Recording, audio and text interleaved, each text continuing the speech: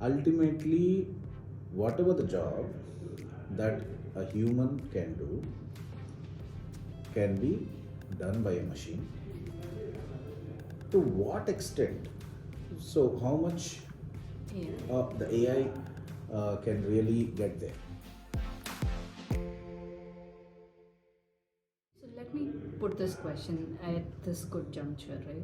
So I was just thinking about it, and I see that how much AI is good for an organization, is good for consuming, is good for the government as such. And you can add on if I've missed out on anything. See, the point is how much AI is, it depends upon organization to organization, it depends upon the product to product, what exactly this product is trying to achieve. Right. What exactly this company is trying to achieve. Mm-hmm. Where exactly the AI is coming into picture, or where AI can be introduced. So this is more like every organization has its own set of departments, modus operandi. I'm talking at the enterprise level as of now. Startups have a different approach. When it comes to the enterprise segment, government as an enterprise, as well as the large scale businesses, the MNCs and the large scale enterprises, they have defined structures over the last 100 years with the evolution of MBA, the management and the business administration kind of curriculums. The more structured, the more siloed, and of course interoperability coming into picture between the departments. There is orchestration. Enterprise as a whole, there is architecture and they orchestrate, right? So the human factor, which is coming into picture, there is system, people and process. The story always revolves around system, people and process. So when people come into picture, they together create few policies, rules, procedures, right? And they whatever. Okay, this is how this department functions. This is how we work with the internal departments. This is how we engage with the partners. This is how we engage with the customers. So they have set of process, the flows, rules, and put together the architecture or the algorithm that goes to that specific work. Now here, automation we have seen in the last 3-4 decades, wherever there is a consistent flow, repeatable flow, right? Instructions, whatever job can be done over the instructions, right? Instructions. Blind instructions. In the no-caller zone, could be a receptionist, could be in the travel zone, the travel agent. Set of instructions and set rules. Set rules. You can go by the book. That's it. Yeah. There is no deviation. Right. It's step one, step two, step three. 95% hardly has any deviation. And in those, wherever there is a need for human intervention, we had the bank teller coming into picture, or somebody to approve your loan, or somebody to decide upon your credit score and make a decision. The rest of the work was automated. Right. Wherever human intelligence was really required, there a human employee was coming into picture, or and then the job specific to that particular scope of work, right, was performed by the human.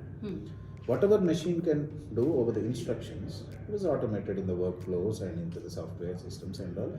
That is where we have seen SAP, we have seen ERP, we have seen PeopleSoft kind of for the HR automation. We have seen a lot of such. So mundane and where human intervention is minimal, and then where exactly. We can reduce the errors. Errors were reduced. Wherever there is a repeatable job, efficiency was increased. The machines can work 24/7. Right. All those things came into picture. So the productivity of the organizations has definitely increased. Now, over the last 2-3 decades, it was automation. Yeah, it was automation, and during this automation, wherever human intelligence was coming into picture, whatever decisions were made, they were recorded. A lot of enterprise content, a lot of enterprise data, a lot of enterprise transactional data. Right. They're all existing in gigabits to petabits now. Right. So huge data lakes, are now existing inside every organization. We have heard of this big data and all. Right. Okay, but in the SMB sector, there is no big data. It's good data. But whatever the transactional data, historical data exists, and they might be in unstructured manner or scattered across the organizations. This is where now we have technologies which can basically extract those cognitive decisions based on the roles, and Right. then what kind of parameters or how the decision making really happen. Although these decision support systems or these decision making systems, the technology has evolved. Now we can use these existing enterprise data, okay, and whatever How the decisions were made, made and all, and the based cognitive abilities are built on exactly that. those patterns can be Right. now captured, and those patterns can evolve. So the He or machine, she made this decision because this data was available to him or her, Yeah. and then this decision was not made in a different case because that wasn't the case there. this is not instructional. This is more Right. like intelligence coming into picture. Maybe not the higher level intelligence. So there is level 1 to level 5 of intelligence, level 5 being the higher and level 1 being the lower. So at least level 1, level 1.5 and level 2 intelligence now can be achieved and performed by the machines. So this is where AI can penetrate into every organization and department. But how much, Right. where specifically, what kind of roles can be performed through these bots, and how much of AI can penetrate into our organization.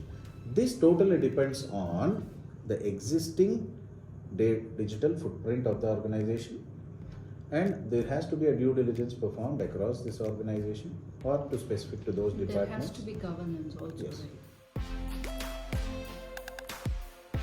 So I'll give you one classic example in recent times. Microsoft. We all know Microsoft is a tech giant, and Microsoft, the finance department, right? So they have a footprint of, since it's a global company, MNC, and existing, it's like into 200, 300 billion business in 2014 as such. They had around 5,000 employees in 2014. And they wanted to introduce AI machine learning into the finance department. And we all know since 2014, after Satya Nadella's take over as the CEO, and cloud first, and the emerging technologies, the focus on cloud first, and the business increased multifolded, and we have seen Microsoft emerge as a $1 trillion company, and their transactions have increased, their customer base has increased with Azure and kind of the services coming into picture. But the team size of the finance team is still 5,000. Surprising. That's interesting. Yeah. How?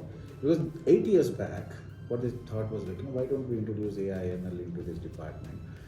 For a financial planning on a quarterly basis, in every quarter, the team used to, just for the collation, just to collate the data for their financial planning from across all their partner engagements, or the customer engagements, whatever in terms of their products and all. It used to take around 40 to 45 days. So almost like 6 to 7 weeks, right? 5 to 6 weeks in a quarter.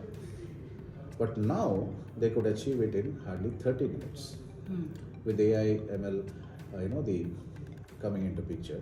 So their machine are performing this work for them, and actually creating a initial report of, okay, this is your financial projection, or this is the revenue projections, or the business projections that we're anticipating in the next quarter or next subsequent quarter as such.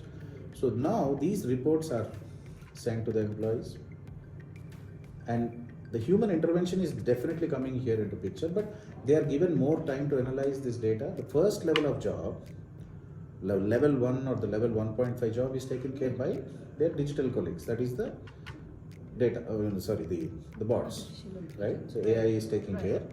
And then the second level work, they have more time now to analyze the data, take more effective decisions. All the dirty work is done by The AI. dirty work is done by the AI, and whatever the clean data is given to them, and that's it. They are performing well, and we are seeing it's not about the employment and all, The but the efficiency. efficiency, despite of the sudden the surge in the demand and the growth of the company. This is just one case study. So is AI going to replace our jobs?